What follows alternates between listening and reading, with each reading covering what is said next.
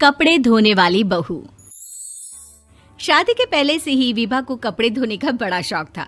कभी नल के नीचे तो कभी तालाब के पास। अरे मेरी नीली वाली लुंगी नहीं दिख रही है। विभा की अम्मा, कहाँ रखी है लुंगी? अरे वो तो विभा ने परसों ही धोकर रखी थी आपकी अलमारी में, देखो वहीं होगी। वो ना मैंने आज धो दी, मुझे लगा कि गंदी हो गई होगी। अरे कैसे गंदी हो गई थी? उसे तो मैंने पहना भी नहीं। हे भगवान, इस लड़की के कपड़े धोने की आदत से परेशान हो गया हूँ मैं।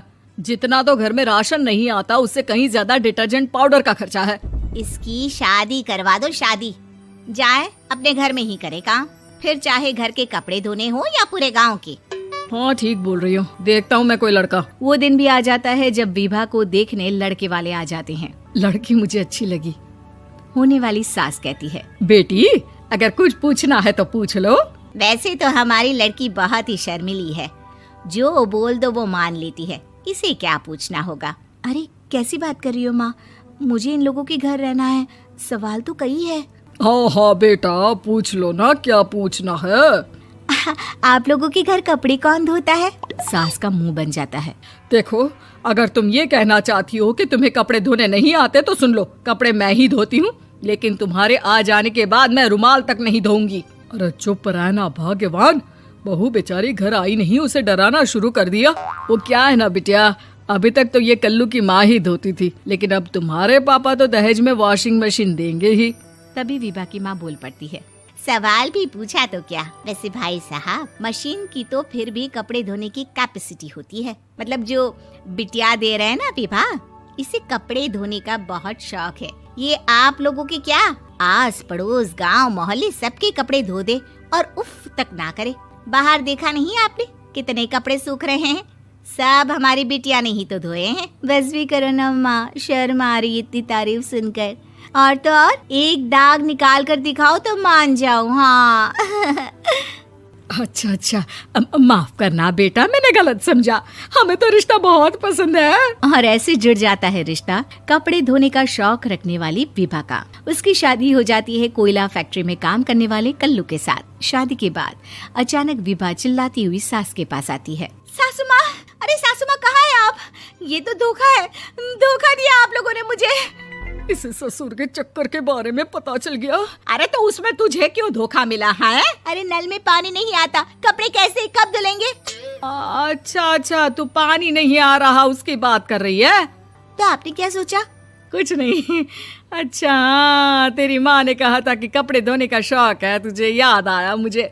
शौक बोलकर कपड़े धोने वाले मेरे जुनून को कम ना आके सासू माँ, कपड़ा धोना मेरा गुरूर है। तभी पति भी वहाँ आ जाता है। अभी मैंने इसे सनी देओल की फिल्म दिखाई है, उसी के डायलॉग मार रही है माँ। अच्छा सुन, साफ बता रही हूँ, पानी सुबह 4 से 6 और शाम को 10 से 12 आता है, समझी? विभा टाइमिंग सुनकर हैरान हो जाती है। ये क्या भूतों का मोहल्ला है?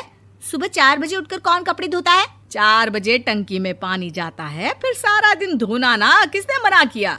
अरे कैसी बात कर रही हैं? 200 लीटर की टंकी में कितने कपड़े धो लूंगी मैं? सुबह ही उठ जाऊंगी मैं। अब क्या था, विभा सुबह 4 से लेकर रात के 12 बजे तक कपड़े ही धोती रहती। एक रोज सास पड़ोस से निकलकर कहीं जा रही होती है कि साथ वाली कहती है, हाँ कल्लू की माँ, जरा ये बताओ कि 2 साड़ी है, 2 ब्लाउज और एक पेटीकोट और एक नाड़े वाला लंबा कच्छा। हाँ तो? अरे तो क्या, कितना लोगी धुलाई ये बताओ। धोबन दिख रहे हैं हम क्या? हमारे पति सरकारी नौकरी से अभी रिटायर हुए हैं और बेटा सुपरवाइजर है कोयला फैक्ट्री में। धोबन समझ रखा है हमें। हाय रे कल्लू की अम्मा, माफ कर दो, वो तो मोहल्ले में यही सब बता रहे थे कि तुमने बहू को कपड़ा धुलवाने के काम में लगा दिया है। सास को पड़ोसन की बात सुनकर गुस्सा आ जाता है। वो घर पहुंचती है जहां घर के बाहर ही इतने सारे कपड़े सूख रहे होते हैं जितने कि किसी धोबन के घर पर। अरे ओ कल्लू की दुल्हन, बाहर निकल। माँ जी यहीं आ जाओ, बाथरूम में चादर धो रहे हैं हम। अरे अभी हम धोते हैं, तुमको बाहर निकलो। ये आस पड़ोस वाले बोल रहे हैं कि हम बहू से कपड़े धुलवा कर उसे कपड़ा धोने वाली बना दिए हैं। अरे छोड़ो ना माँ जी, किन लोगों की बातों में आती हो? आस पास के लोगों का तो काम ही होता है कि वो किसी तरह सास बहू को लड़ा दे। बहू सारे घर के कपड़े धोती है, ये क्या कम है? बोलिए। सास को भी लग जाता है कि वो बहू का ये सनकीपन नहीं छुड़वा सकती, इससे अच्छा है कि खुद ही चुप हो जाए। एक रोज सास और बहू मंदिर जाते हैं, जहाँ सास की साड़ी वहाँ खड़ी भीख मांगने वाली से मिलती है। माँ जी क्या बात है, आपकी साड़ी उस भिखारन से कितनी मिल रही है ना? हाँ हाँ देखो तो, दोनों की साड़ी मिल रही है। क्या बात है कल्लू की अम्मा, तुम खुद को तो अफसर की बीवी बताती हो और ऐसी सिंपल सी प्लेन साड़ी पहनकर घूमती हो। सिंपल और प्लेन नहीं है ये साड़ी। तो क्या सोने के धागे से फूल बने हैं? कुछ भी सासू माँ, कुछ भी। हाँ बने थे इस साड़ी में सोने के धागे से फूल। मेरे पति लेकर आए थे मद्रास से स्पेशली मेरे लिए 10,000 की। ताहे भाई साहब इस भिखारन के लिए भी सेम टू सेम साड़ी लेकर आए होंगे 10,000 की। सास उस वक्त तो कुछ नहीं कहती, लेकिन बहू के साथ घर आती है और अलमारी से एल्बम निकाल कर लाती है। ये साड़ी देख रही है, ये वही साड़ी है जिसे मैंने अभी पहना था। इस साड़ी में ये जो चमकदार फूल दिख रहे हैं ना, ये सोने के धागों से काढ़े गए हैं। लेकिन तू लोकल वॉशिंग मशीन ब्रश से घिस घिस कर सारे फूलों को निकाल कर साड़ी प्लेन कर दी। मुझे माफ कर दीजिए सासू माँ। और तो और, जब मैंने तुझे तेरी गलती के लिए कुछ नहीं कहा, लेकिन तूने तो सबके सामने मेरा मजाक ही बना दिया। क्यों? बहू को समझ में आ जाता है कि अब से उसका कपड़े धोना बंद।